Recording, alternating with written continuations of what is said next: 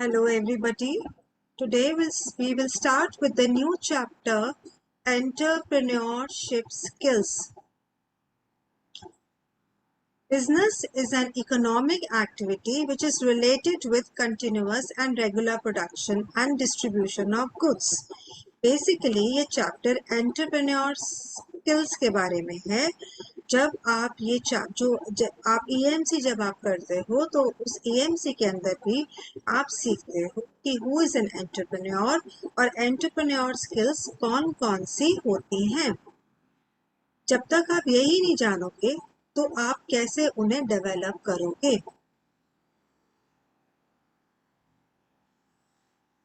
Answer Business can be for profit entities or non-profit organization. Businesses cater to the needs of the society. So सबसे पहले we will understand what is a business. Business can be of two types. ठीक है, जो आप business start करते हो वो profit के लिए भी हो सकता है और non-profit के लिए भी हो सकता है। और business का मतलब क्या होता है? जब हम कोई चीज को रेगुलरली प्रोड्यूस करते हैं और डिस्ट्रीब्यूट करते हैं, चाहे वो गुड्स हो चाहे वो सर्विसेज हो। इसका मतलब अगर आप एक शॉप खोलते हो जिसमें आप क्लोथ्स बनाते हो और सेल करते हो तो वो भी एक बिजनेस है क्योंकि आप गुड्स बना रहे हो। और अगर आप एक सर्विस देते हो, फॉर एग्जाम्पल आप टिफिन सर्विस देते हो, आप घर पे खाना बनाते हो और आप वो सप्लाई करते हो घर जाके, तो वो भी एक बिजनेस है। तो बिजनेस में गुड्स भी हो सकते हैं और सर्विसेज भी हो सकती हैं। और जो बिजनेसेस होते हैं they cater to the needs of society. अगर आप कोई ऐसा काम शुरू करते हो जिसकी लोगों को नीड नहीं है, जरूरत नहीं है, तो वो आपका बिजनेस फ्लॉप है, वो नहीं चलेगा। तो जब भी हमें कोई नया काम शुरू करना होता है या बिजनेस हमें स्टार्ट करना है, सबसे पहले हमें ये देखना है ऐसी क्या चीज है जो ऑलरेडी मार्केट में अवेलेबल है और ऐसी क्या चीज है जो लोग बहुत बुरी तरीके से चाहते हैं, जो उनकी जरूरत है लेकिन मार्केट में अवेलेबल नहीं है। तो इसको समझने के लिए हम पहले अंडरस्टैंड करेंगे कि हमें किन चीजों का ध्यान रखना है कोई भी बिजनेस को शुरू करने से पहले।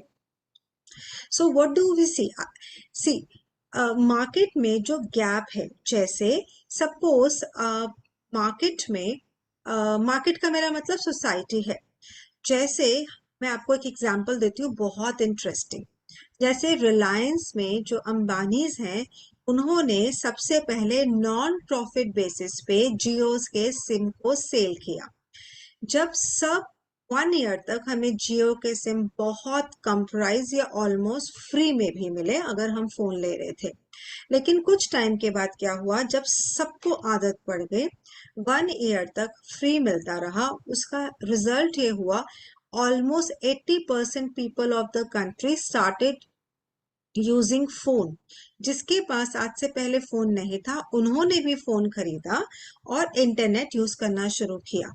1 ईयर के बाद जब सब लोग हैबिचुअल हो गए तो जियो और सारी कंपनीज ने, स्पेशली जियो ने, एकदम से सडनली अपने प्राइजेस बढ़ा दिए। आज अगर हम प्लान लेने जाते हैं तो कहाँ जियो का प्लान फ्री होता था, लेकिन अब जियो का प्लान बहुत एक्सपेंसिव है और उस प्लान को देखकर एयरटेल और दूसरी कंपनीज ने भी बहुत एक्सपेंसिव कर दिया फोन प्लान को। ये इसको हम कहते हैं to cater to the gap. यानी उन्होंने ये सोचा कि इस वक्त हम ऐसा क्या शुरू करें जिसकी लोगों को जरूरत है लेकिन अभी अवेलेबल नहीं है।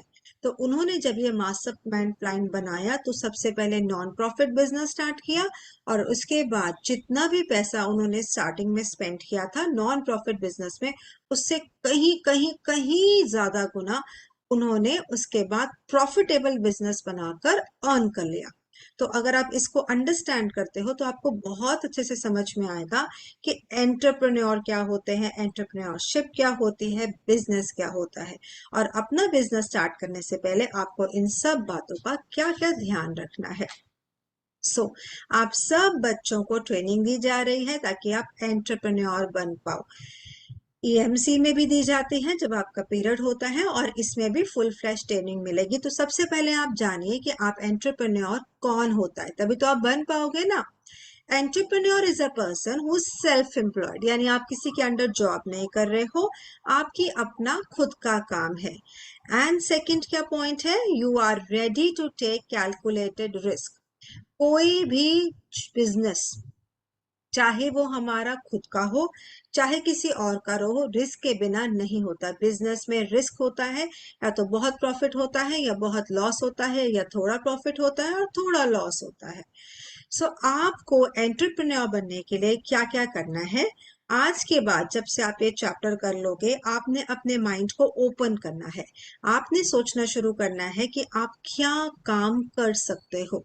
आप लोगों को ऑब्जर्व करो कि लोगों को किस चीज की जरूरत है, लोग क्या चाहते हैं जो उनके पास नहीं है, और ऐसा क्या क्रिएटिव आइडिया आप प्रोड्यूस कर सकते हो जिससे लोग आपको सामान लें, यानी आपकी सर्विस खरीदें या गुड खरीदें। जैसे एक शॉपकीपर है जो ब्रेड, एग्स, मिल्क बेच रहा है, वो बिजनेसमैन है, वो एंटरप्रेन्योर नहीं है। एंटरप्रेन्योर की सबसे इंपॉर्टेंट निशानी होती है कि उनके पास एक न्यू आइडिया होता है, न्यू मेथड होता है, कुछ क्रिएटिविटी जरूर होती है। What is entrepreneurship? Does your mother ask you to buy things from the market? Do you buy things for yourself? Maybe you have want milk, etc. Okay, so we will understand. So when you visit the market and you make a list of things you buy from the market, you can categorize them. जब आप बाजार जाते हो तो आप categorize कर सकते हो। जैसे, does the seller work for self or someone else? So आपने बहुत सारे लोगों को ना ध्यान से नोट करना। कईयों की किराना शॉप होती है, कईयों की बड़े बड़े स्टोर्स होते हैं, आपने मॉल्स भी देखे हैं। तो आप ये नोट करना कि जिन लोगों से आप सामान लेने के लिए जा रहे हो, उनका खुद का काम है या वो जॉब कर रहे हैं, या मतलब सेल्स पर्सन है। कई लोग आपके घर तक भी आते हैं सामान बेचने के लिए कि हमसे फिनाइल ले लो, हमसे ये ले लो, वो ले लो। उनमें से भी बहुत सारे जॉब के अंडर होते हैं, जो किसी के अंडर काम करके सेल्स पर्सन बने होते हैं, और कुछ सेल्फ एम्प्लॉयड होते हैं। So did you notice that while some people are the owners, some people are the owners of business, others are employed and they get a salary. Like I am not an entrepreneur, but I am an employee. I get salary from the government for teaching you students, right? So I am an employee of government. So the owners are self-employed while the employees are wage earners. So जो self employed होते हैं वो owners होते हैं, जिसको हम हिंदी में कहते हैं मालिक। So new ideas with which an entrepreneur adds value to a business can be of many kinds. अब जैसे मैं आपको एग्जांपल देती हूँ, आपके क्लास में बहुत सारे स्टूडेंट्स हैं। डिफरेंस क्या है, कई स्टूडेंट्स इतने क्रिएटिव हैं कि जब वो बनाते हैं अपनी फाइल तो ऐसे लगता है ये आइडिया इनको आया कैसे, कि वो ना तो गूगल पे होता है ना ही कहीं और होता है। So they are very very creative. So what they do, they add value to work. कुछ स्टूडेंट्स इतनी सुंदर क्लास डेकोरेट करते हैं कि वो हमने कभी इतना ब्यूटीफुल देखा ही नहीं होता। तो जब भी आप एंटरप्रेन्योर हो, it means you are creative and you can add value, मतलब आप कुछ नया और कुछ अच्छा दे पा रहे हो सोसाइटी को, पीपल को, टू ऑल अराउंड यू। ठीक है, आपके पास कुछ नए नए मार्केटिंग आइडियाज हैं, आपके पास बहुत सारे कुछ स्पेशल चीजें हैं जो बाकी लोगों के पास नहीं है। So what is entrepreneurship?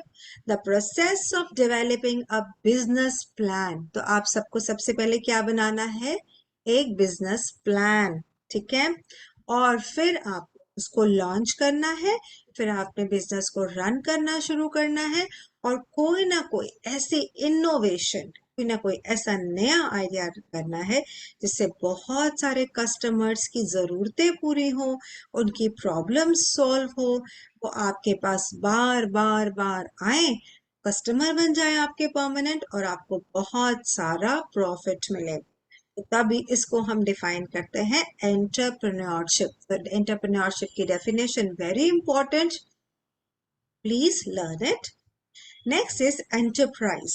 An enterprise is a project or undertaking that is bold and fulfills a need of the society which no one has ever addressed. Let us read the story of Soumya. Her story will help you understand a little more about entrepreneurship. Enterprise का मतलब होता है एक project जो बहुत special है, जो हमारी सोसाइटी की बहुत बड़ी जरूरत को पूरा करता है। फॉर एग्जाम्पल, जैसे एक गर्ल है, उसका नाम है सौम्या। वो कर्नाटका के एक विलेज में रहती थी। उसके पेरेंट्स जो थे वो बैंगलोर थे। वो आए और सौम्या ने देखा कि जो उसके पेरेंट्स हैं वो बहुत मेहनत करते हैं। एक छोटी सी दुकान है उनकी, कपड़े बेचते हैं और मम्मी खाना बनाती है। सौम्या ने सोचा क्यों ना अपनी फैमिली की मैं हेल्प करूं। सौम्या कॉलेज जाती थी, उसका कॉलेज का फर्स्ट ईयर था। वो 18 साल की हो गई थी। तो उसने सोचा मैं ऐसा क्या करूं जिससे मेरे पेरेंट्स की मैं मनी अर्न करने में हेल्प कर सकूं। मेरे पेरेंट्स इतना मेहनत करते हैं फिर भी हमारे पास बहुत कम पैसे हैं। तो उसने पता है क्या किया, उसने देखा कि कॉलेज की कुछ जो गर्ल्स थी वो क्या करती थी, वो बहुत गंदी खाना खाती थी, जैसे चिप्स खाती थी, जंक फूड खाती थी। तो उसने एक बहुत अच्छा आइडिया सोचा। उसने सोचा अगर मैं हेल्दी स्नैक्स बना के कॉलेज ले जाऊं तो ये मैं अगर अपनी फ्रेंड्स के दूं, इससे दो फायदे होंगे। पहला, स्कूल कैंटीन में बहुत गंदा खाना मिलता है, जंक फूड मिलता है, उससे वो बीमार भी होती है। साथ ही साथ वो तो इतना टेस्टी भी नहीं होता। लेकिन कॉलेज में फ्रेंड्स को भूख तो लगती है। तो मैं एक काम करती हूँ, मैं स्नैक्स बनाती हूँ और थोड़े थोड़े लेके जाने शुरू करती हूँ। जैसे जैसे वो कॉलेज स्नैक्स ले जाने शुरू की, वो सुपर हिट हो गई। क्योंकि जो खाना वो बना के अपने फ्रेंड्स को देती थी वो कैंटीन के खाने से बहुत ज्यादा टेस्टी था, कैंटीन के खाने से बहुत ज्यादा न्यूट्रिशियस था, कैंटीन के खाने से काफी ज्यादा जिसे कहते हैं बच्चों को खाने के बाद बेटर फील होता था, क्योंकि वो बीमार नहीं होते थे, वो हेल्दी फील करते थे, वो एनर्जेटिक फील करते थे। और धीरे धीरे सौम्या क्या बन गई, एक बहुत बड़ी एंटरप्रेन्योर। उसने एक अपॉर्चुनिटी को डिफाइन किया। उसने कॉलेज खत्म होते ही क्या, कॉलेज के साथ साथ ही बिजनेस शुरू कर लिया। उसकी बहुत अच्छी इनकम होनी शुरू हो गई और उसने बहुत सारा, धीरे धीरे धीरे उसकी अर्निंग बहुत बढ़िया हो गई। तो ये थी एक बहुत ब्यूटीफुल स्टोरी आपको बताने के लिए कि आप अपने माइंड को यूज करके आइडियाज को सोच सोच के कैसे अभी से ही छोटी एज में आप भी एंटरप्रेन्योर बनने की कोशिश कर सकते हो।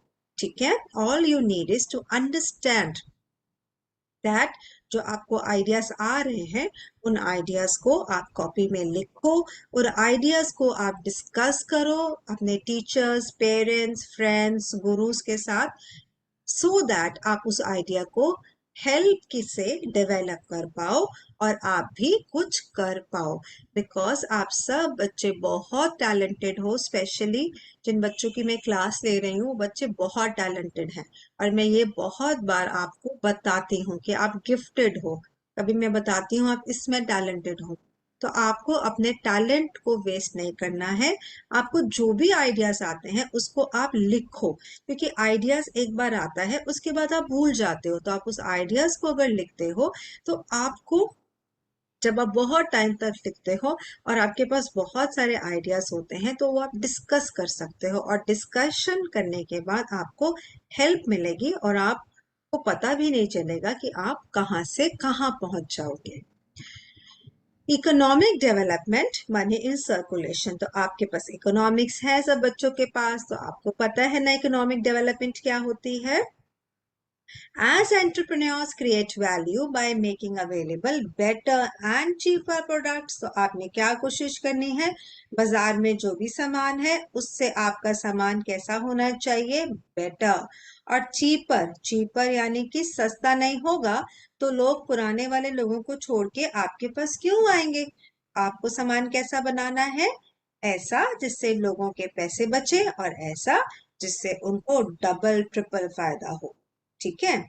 तो an entrepreneurs grow their business, investors put money into their business and expect good return. Suppose अब जो सौम्या थी उसने सैंडविच का काम शुरू किया।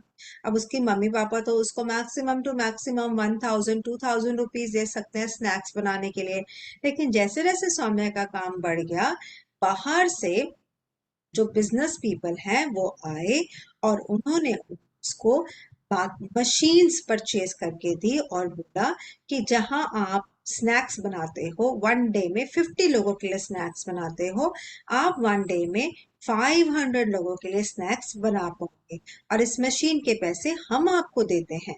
तो इस तरीके से आपको लोग हेल्प करने भी आते हैं, वो पैसा इन्वेस्ट करते हैं और बदले में आपसे थोड़ा सा प्रॉफिट ले लेते हैं, पर आपको तो फायदा ही है क्योंकि जैसे जैसे प्रॉफिट इंक्रीज होगा तो आप भी तो बड़े बिजनेसमैन बनोगे, आपको भी ज्यादा प्रॉफिट होगा, आपका बिजनेस धीरे धीरे धीरे धीरे सालों के साथ बढ़ता जाएगा और एक दिन ऐसा आएगा जब आपके नीचे भी बहुत सारे लोग काम कर रहे होंगे जिनको आप सैलरी दे रहे हो।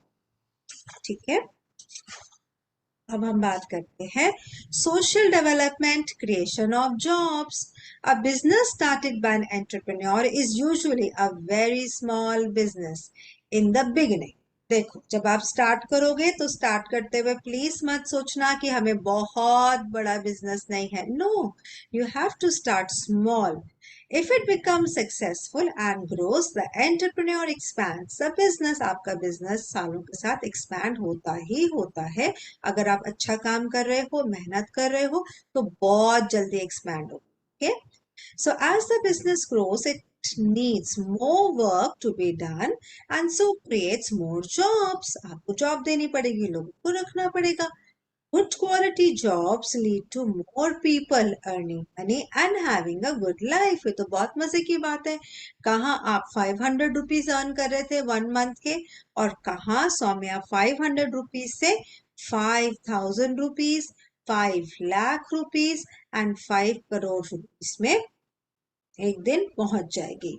अगर आप YouTube वीडियोस देखते हो तो इस वक्त ऐसी YouTube वीडियोस हैं जिनमें अपनी स्टोरी बताते हैं लोग टेडेक्स टॉक्स पे, जोश टॉक्स में, कि कैसे उन्होंने 50 रुपीज से बिजनेस स्टार्ट किया था और आज उनका बिजनेस 5 करोड़ रुपीज के लेवल पे पहुंच गया है और उस लेवल तक वो कैसे पहुंचे वो ये भी बताते हैं।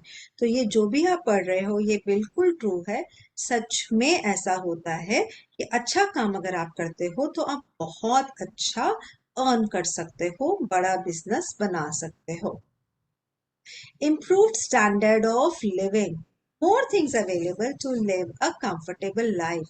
सब चाहते हैं कि हमारी अच्छी जिंदगी हो, हमारा स्टैंडर्ड ऑफ लिविंग अच्छा हो। और when entrepreneurs sell products like a tractor, a mobile phone, or a mobile service, it helps people live a more comfortable life. For example, a small village did not have good quality soap because of which the villagers used to fall sick. अगर एक जगह, एक गांव की बात है, वहां पे अच्छा साबुन नहीं था, साबुन नहीं था तो बार बार बार बार गांव के लोग बीमार पड़ जाते।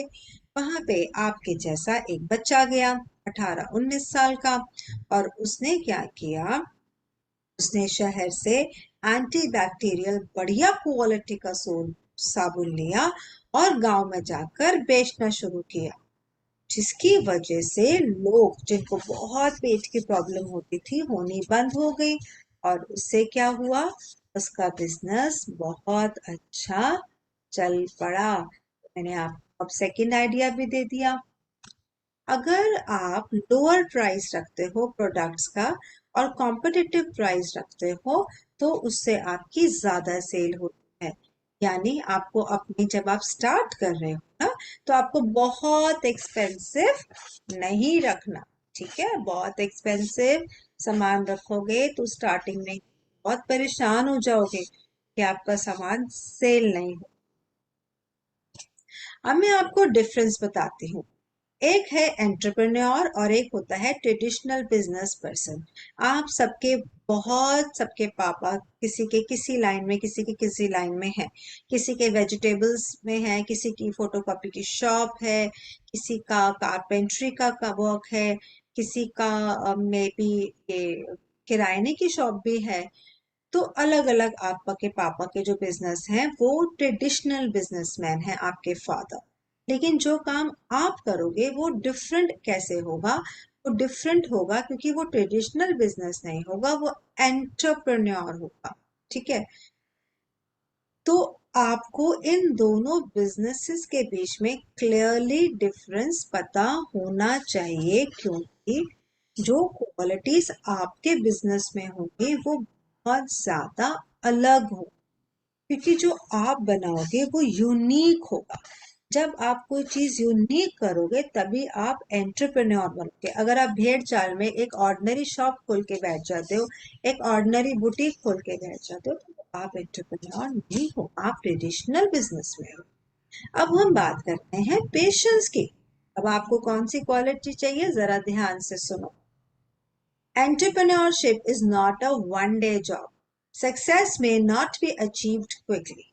It is important for an entrepreneur to be patient in running the business.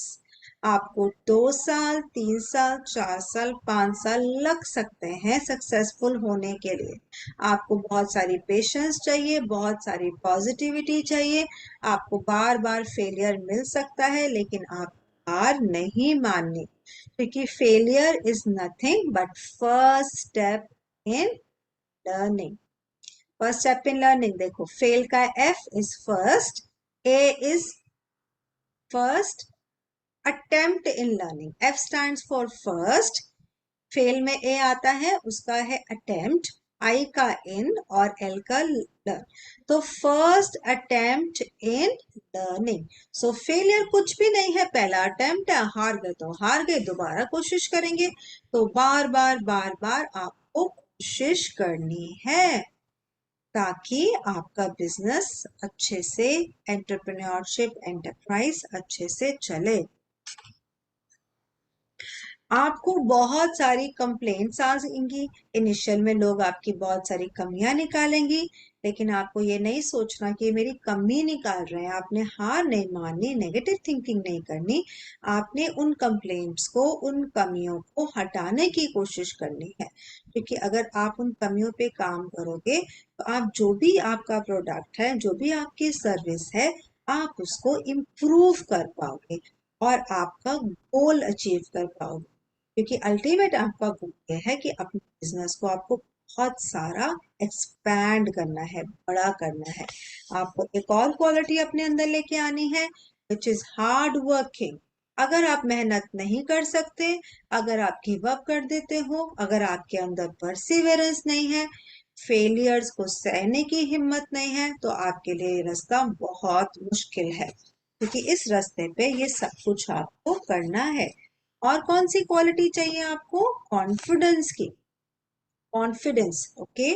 An entrepreneur needs to be very confident and take decisions about their business. An entrepreneur needs to communicate confidently with the customers. जो आपके customers हैं उनसे आपको communication skills आनी चाहिए, जो आपको first chapter में कराई थी कि अगर आपके पास communication skills नहीं है तो आप क्या करवाओगे, आप क्या बताओगे। सेकेंडली, आपके अंदर अगर कॉन्फिडेंस नहीं है तो आपकी क्वालिटी ही नहीं आएगी प्रोडक्ट में। आपको कॉन्फिडेंस होना चाहिए कि हाँ, मैं जो कर रही हूँ अच्छा कर रही हूँ, बेहतर कर रही हूँ, बढ़िया काम कर रही हूँ। यानी खुद पे कॉन्फिडेंस और अपने काम में कॉन्फिडेंस होना बहुत जरूरी होता है। Next we will discuss open to trial and error. So आपके अंदर ये जज्बा होना चाहिए कि आपके अंदर ओपन हाउस हो। नए आइडिया को लो, ट्राई करो, हार गए तो कोई बात नहीं, दूसरा ट्राई कर लो, तीसरा ट्राई कर लो, चौथा ट्राई कर लो। Edison tried 1000 times before inventing the bulb. जब एडिसन 1000 बार ट्राई कर सकते हैं तो आप थोड़ी बार तो ट्राई आप भी कर सकते हो, बजाय इसके कि हार मान के अपने काम को बंद करें। Next, creativity and innovation. Creativity का मतलब तो आपको सबको अच्छे से पता है, और इनोवेशन का मतलब होता है new, okay, new idea. So an entrepreneur should be able to see a problem from different perspectives. अब आपके अंदर ये सबसे इंपॉर्टेंट क्वालिटी ये होनी चाहिए कि जो भी प्रॉब्लम है, जो भी हमारे पास जिस प्रॉब्लम को आप सॉल्व करने जा रहे हो, उसको आपको अलग अलग पर्सपेक्टिव से, अलग अलग नजरिए से देखना है। आपको सोचना है इस एक मुश्किल के मैं कैसे कैसे सॉल्यूशन निकाल सकती हूँ, कैसे मेरे लिए अपॉर्चुनिटी बन सकती है, मैं क्या कर सकती हूँ कि मैं रिस्क भी लूं, मुझे नुकसान भी ना हो, और मैं कुछ नया करके सबको दिखा सकूं।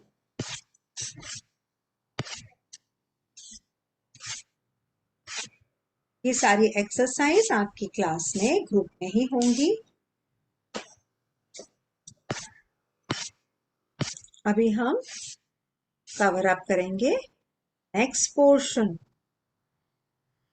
तो हमारा नेक्स्ट स्टार्ट होता है session 5, types of business activities. So far we learn who an entrepreneur is and the meaning of entrepreneurship. We also learned about the unique features of an entrepreneurship. In this session, we will learn about different type of business activities. तो understand करते हैं कि आप कौन कौन सा काम different काम को कर सकते हो।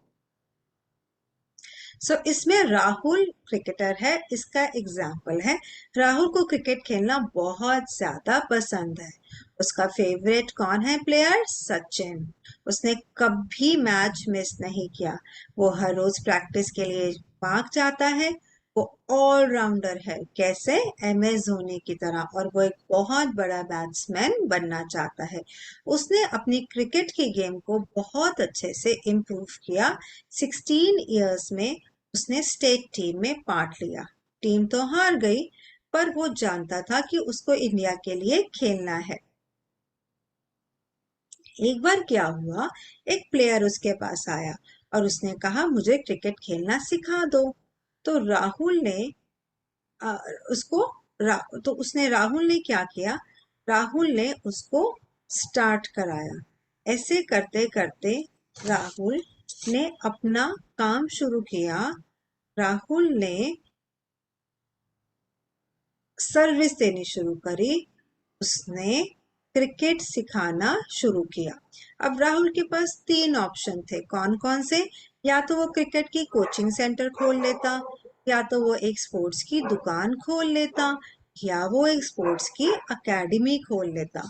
तो अब राहुल क्या क्या कर सकता था? आप भी इससे अपनी पसंद का एक बिजनेस सोच सकते हो कि बिजनेस के लिए या तो आप जैसे उसने किया, ये उसके पास ऑप्शंस थी। कौन कौन सी ऑप्शंस थी? कि या तो वो इन तीनों में से कुछ भी कर सकता था। और ऐसे ही आपके पास जो आइडिया है उसमें आप या तो प्रोडक्ट सेल कर सकते हो, या सर्विस दे सकते हो, या हाइब्रिड बिजनेस कर सकते हो। हाइब्रिड बिजनेस, हाइब्रिड को इंग्लिश वर्ड का मतलब क्या होता है? हाइब्रिड का मतलब होता है मिक्स। जैसे मैं अब आपको पढ़ा रही हूँ ना फूड प्रोडक्शन, मैं आधी बुक आपको ऑनलाइन, मैं दोनों बुक्स में से एक बुक आपको ऑनलाइन कराती हूँ और दूसरी बुक में आपको ऑफलाइन कराती हूँ स्कूल में। तो ये हाइब्रिड मोड, मतलब आधा ऑनलाइन काम करा रही हूँ, आधा ऑफलाइन। इसको हम कहते हैं हाइब्रिड। तो हाइब्रिड बिजनेस भी आप समझ सकते हो, थोड़ा सा बिजनेस ऑनलाइन, थोड़ा सा बिजनेस ऑफलाइन। आप देखो चार्ट में लिखा है प्रोडक्ट बिजनेस और सर्विस बिजनेस। प्रोडक्ट बिजनेस के आगे ऑप्शन ध्यान से देखें। Seen and touched, stored, made and transported, same quantity and quality. इसके अंदर आपको डिफरेंस बता रही हूं मैं कि जब आपका प्रोडक्ट होता है या आपकी सर्विस होती है तो हम उसमें क्या डिफरेंस करते हैं। आप ध्यान से सुनो। जो प्रोडक्ट होता है उसको आप देख सकते हो, छू सकते हो, फिजिकली वो आपके पास होता है। जो सर्विस होती है उसको आप देख सुन नहीं सकते। जैसे मैं अभी आपकी क्लास ले रही हूँ तो मैं आप सबको कोई चीज थोड़ी दे रही हूँ, मैं आपको कोई प्रोडक्ट नहीं दे रही, मैं आप सबको सर्विस दे रही हूँ। ओके। और कोई प्रोडक्ट, अब अगर मान लो मैं कॉपीज, मेरे पास दो ऑप्शन थी, या तो मैं आपको सर्विस दूं यानी मैं आपको पढ़ा रही हूँ, या मैं बुक्स कॉपीज को सेल करूं, या तो मैं अपनी एक शॉप खोलूंगी। तो मैं सर्विस में हूँ, ठीक है, मैं आपको सर्विस दे रही हूँ। तो प्रोडक्ट और सर्विस में क्या फर्क होता है? सर्विस नजर नहीं आती, प्रोडक्ट दिखता है। क्वालिटी और क्वांटिटी जो प्रोडक्ट की होती है वो हमेशा सेम होती है, लेकिन सर्विस की हमेशा चेंज होती रहती है। ओके। अब एक और एग्जांपल है हरीश का। देखो, साना द ज्वेलरी एक्सपर्ट, साना ने क्या किया, वो बहुत सुंदर इयररिंग्स पहनती थी जो वो खुद बनाती थी। वो क्या कर, आप भी बनाते हो, आप में से बहुत सारे बच्चे इयररिंग्स बनाते हैं, मुझे पता है। तो जैसे आप हो ऐसे कुछ वो ऑनलाइन डिजाइन्स को देखती और बनाती। उसके जो फ्रेंड्स थे उन्होंने देखा, अरे ये तो इतना सुंदर काम करती है, और एक उसके बाद साना ने क्या काम शुरू किया, ज्वेलरी बना के बेचने का, क्योंकि उसको बहुत शौक था। पहले वो ज्वेलरी अपने लिए बनाती थी, फिर उसी ज्वेलरी को उसने सेल करना शुरू किया। अब हरीश था ढाबा वाला, हरीश आया और दिल्ली में अकेले रहना शुरू आ गया। वो मेरठ से आया था। क्यों आया था? एक बड़ी कंपनी में काम करने के लिए। वो क्या करता, वो अपना खाना बनाता और हर रोज अपना खाना ऑफिस लेके जाता। तो उसने देखा उसका खाना तो बहुत टेस्टी था। ऑफिस के आसपास के जितने भी लोग थे वो कहते, यमी, तेरा खाना तो बहुत टेस्टी है, हमारे लिए भी बना के ला दे। तो हरीश ने उनके लिए भी टिफिन बनाना शुरू किया, और धीरे धीरे वो इतना फेमस हो गया कि उसने जॉब छोड़ दी और सिर्फ खाने का काम शुरू कर लिया और अच्छी अर्निंग शुरू कर दी। अब ये बच्चा देख रहे हो, प्रज्ञा, ये क्या बनी, डिलीवरी गर्ल। इसको बहुत शौक था घूमने का, जैसे कुछ लोगों को तफरी मारने का बहुत शौक होता है, इसको भी शौक था। इसने क्या किया, इसने अपने शौक को अपना काम बना लिया। इसको घूमने का तो शौक था ही, इसने कहा ठीक है, मैं काम करती हूँ। कुरियर आता है ना ऑनलाइन, जो हम सामान मंगवाते हैं, इसने वहां पे जॉब कर ली और जगह जगह ऑनलाइन सामान देना शुरू कर दिया। इसके मजे हो गए। तो जिसको ज्वेलरी का शौक था उसने ज्वेलरी का काम शुरू किया, जिसको खाना बनाने का था उसने खाना बनाने का, और जिसको घूमने का था उसने कोरियर का। तो जो भी आपको बहुत पसंद है, जो भी आपका पैशन है, जो आपको बहुत मजा आता है करने में, उसको ही आप अपना बिजनेस बना के एंटरप्रेन्योर बन सकते हो और अर्निंग कर सकते हो। अब हम बात करते हैं ट्रेड बिजनेस की। These businesses buy and sell a product. They also transport the product from the factory to warehouses and then finally to shops near the customers. Examples of these business include wholesalers, distributors, and retail shops. Wholesalers वो होते हैं जो जहां factory होती है ना, वहां से होलसेलर्स बहुत सारा सामान सस्ते में उठाते हैं। डिस्ट्रीब्यूटर्स होलसेलर से सामान लेते हैं और पूरी कंट्री में, इंडिया में बेचते हैं। और रिटेल शॉप्स वो होती हैं जो आपके घर के आसपास नजर आती हैं और जहां जाकर आप सामान खरीदते हो। आप सामान होलसेलर से नहीं लेते हो, आप सामान डिस्ट्रीब्यूटर से भी नहीं लेते हो, आप सामान खरीदते हो रिटेल शॉप से, या फिर आजकल तो ऑनलाइन भी ले लेते हो ना अमेजोन से। तो entrepreneurship development process. Entrepreneurship development is the process of improving the skills and knowledge of entrepreneurs. It can take place through formal and informal learning system. तो अब देखो, ये आप फॉर्मली भी सीखोगे और इनफॉर्मली। फॉर्मल लर्निंग आप मुझसे कर रहे हो, स्कूल के थ्रू आप सीख रहे हो कि आपको कैसे एंटरप्रेन्योरशिप डेवलप करनी है। और इनफॉर्मल आप सीखोगे अपने फ्रेंड से।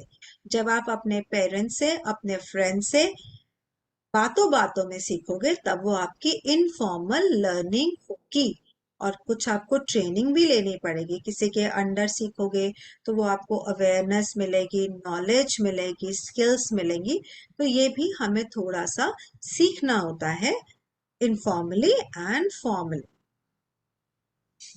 फिर यहाँ पे प्रेम की स्टोरी है, जो जिसने डोसा बना के सक्सेस ली। ये स्टोरीज जो आप पढ़ रहे हो ये काफी ज्यादा रियल है, इनको ध्यान से पढ़ना। सबसे पहले ये मॉडल देखो, इसमें बिजनेस डेटा है, getting money and material to start, understanding customer needs, improve. देखो, जब तक आपका बिजनेस चलता रहेगा आपको अंडरस्टैंड करना है कि जो आपका कस्टमर है सबसे पहले वो कौन है, उसकी नीड्स क्या है, वो चाहता क्या है। धीरे धीरे आप अपने प्रोडक्ट को इम्प्रूव करते जाओगे, करते जाओगे, करते जाओगे, और जितना प्रोडक्ट को आप इम्प्रूव करोगे उतना ज्यादा आप मनी अर्न करते जाओगे। जितना आप इम्प्रूवमेंट नहीं करोगे तो आपका बिजनेस बढ़ ही नहीं सकता। इसके साथ हमारा ये वाला यूनिट खत्म होता है और हम इसको यहीं पे स्टॉप करते हैं।